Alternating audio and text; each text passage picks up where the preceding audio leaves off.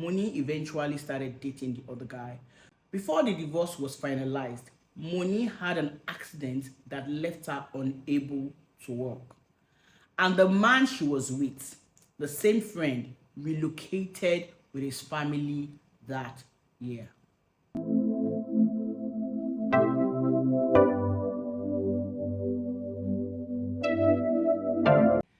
Hello, it's another week, and you're welcome to Life Stories with Bussy, where true life speaks and healing begins. Today, I have another story, and this time is from a man. I love it when men write because it's usual to have women tell their stories, what they've gone through, and all that.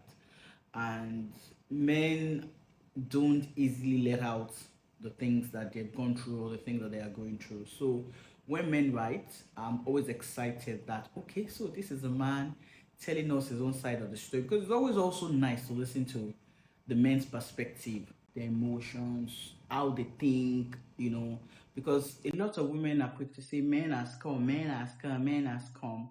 But the truth is that men are also victims of abuse. It's always hard to believe that, but they are. So let's just go into today's story. The person didn't tell me his name, he just wrote as anonymous. But the story is straightforward. So come along with me and let us dive into today's story. So it goes, love is deeper than you think. Many of us believe we're in love with our spouses. But when the rubber hits the road, we realize what we loved was the idea of being loved back. True love is giving when you have no reason to. And just because a marriage didn't work doesn't mean you must become sworn enemies. Let me tell you about Moni, my first wife. Moni was my friend from the neighborhood. We had this group of friends we all grew up with. Even after we left the hood, we always had reunions. At one of those reunions, we realized we were the only ones still single. It started like a joke. Maybe we should marry each other. We laughed it off at first, but later we started considering it. We talked more, we connected on all levels, and the energy was great. Moni already had a child from a failed relationship, a little boy, the cutest boy I knew back then. Now, the Moni I knew was very intolerant, very intuitive, and sometimes harsh. But from our discussions, she seemed to have outgrown that. She came across as more emotionally intelligent. We hung out a lot, and Moni was a gorgeous woman. She still is. But as beautiful as she wasn't the woman I should have remained married to. If you can separate those two truths, you will see why there's no need to turn an ex into an enemy. She wasn't a monster. She had her good sides. I had my bad sides. She just wasn't the woman for me. Once I understood that, I was able to let go without bitterness. Still, a lot happened in our marriage. Over time, Moni became the insulting Moni I remembered. I often wondered, did I bring the side of her back? But a counselor told me if that part of her had really died before we married, it wouldn't have resurfaced. Meanwhile, I was buried in work. I wanted Moni and our son, that's our son, to have everything they wanted. Designer clothes, vacation, cars, every good thing. I just wanted to provide. She, on the other hand, wanted my attention. And when I say attention, I mean real attention. But I was so consumed with work. Yes, there were women around, colleagues, friends, but I honestly didn't have time for any of them. I was trying to prove myself, so my father wouldn't believe in me, and to the world. Moni kept complaining about my lack of attention, but I didn't realize how disconnected we were becoming. Eventually, she started fighting women around me. Women were just colleagues. I remember one incident.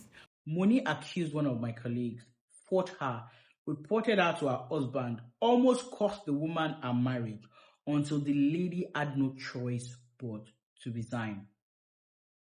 I thought having a child together might help us bond. I suggested it, but Moni refused. She said she wouldn't have another child until she was convinced our marriage was stable. For 5 years, she stayed on birth control. By the last year of our marriage, I decided to slow down at work to give the relationship more time. Everyone said it was my fault I wasn't always there. So we traveled. But that trip was the worst. She complained about everything, my family, my friends, my entire life. Then the breaking point, in the middle of an argument, she threw a lamp at me. That was when I knew something was deeply wrong. We tried therapists. That's when I discovered that she had stepped out of the marriage with one of our friends who was married. She blamed me for it, and painfully, I accepted my share of responsibility. I was willing to work things out, but Moni said she was exhausted. She needed time alone, so I let her go. I came from a background where I saw my mother struggle to raise us, even though my father was comfortable. I swore my marriage would be different, but here I was watching mine collapse. Moni eventually started dating the other guy while we were still married.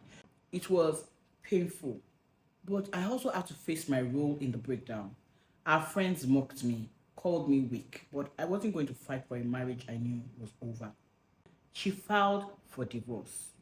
I agreed. But remember, there was a son, my body. For 5 years, I'd been his daddy. That wasn't going to stop. I sat him down, explained that just because Moni and I were separating didn't mean that we would stop being friends. He was 13 then, matured enough to understand. And then life threw us another curveball. Before the divorce was finalized, Moni had an accident that left her unable to work. And the man she was with, the same friend relocated with his family that year.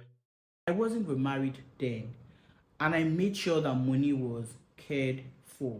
She even suggested we could work things out, but I knew deep down that was not the answer.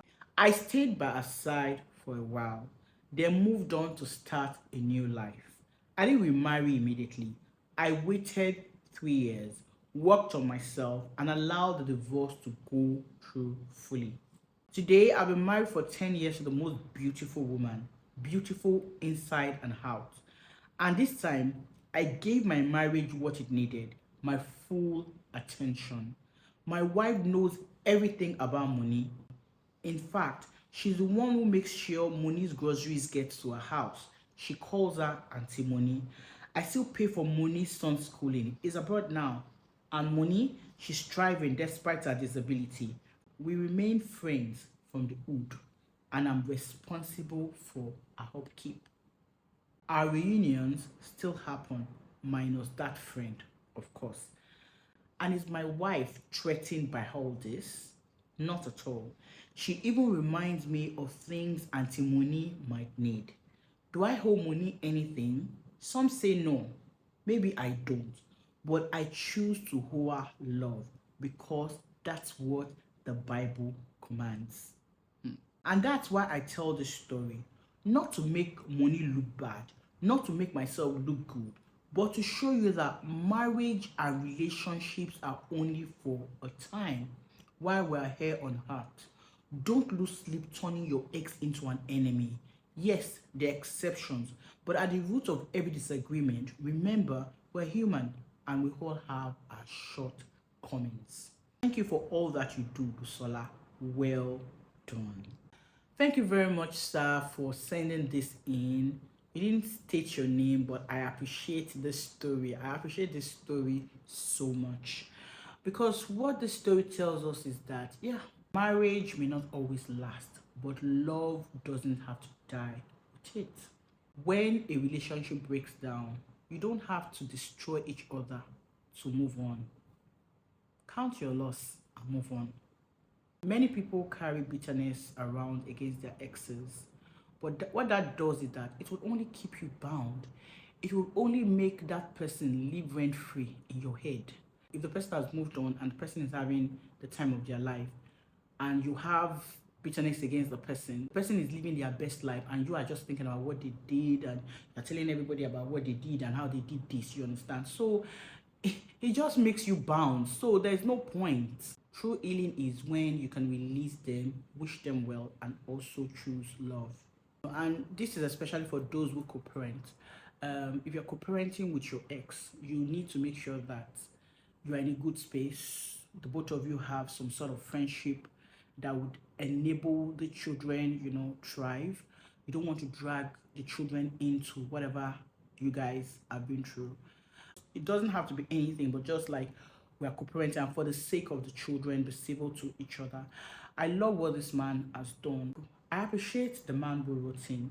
I like the fact that he took responsibility for the role that he played in destroying that marriage, because he knew that the lady needed attention, or the lady desired attention, but because he was busy with work, he couldn't do that at that time.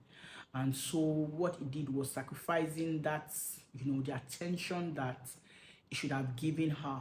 He gave that attention to work. Maybe also the point where he got married wasn't the right time for him to have gotten married, because the point where he got married was the point where he was trying to prove himself. He was trying to prove himself, to his father, and to the world that he was somebody.